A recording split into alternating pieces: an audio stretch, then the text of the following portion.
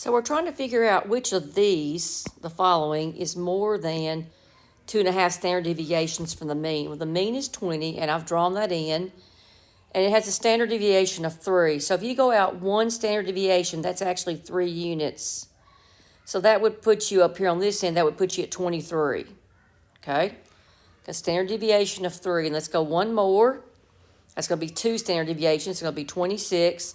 And then we want to do a half one. I've gone to half of 3 is 1.5, so that's going to put you at 27.5.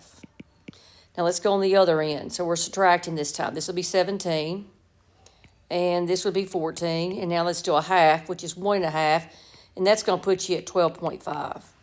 And we're trying to figure out the following is more than 2.5 standard deviations away.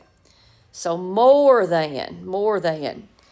Okay, so like 17 is 1 standard deviation away. 14 is 2 standard deviations away. So let's look at these answers. Look at 12.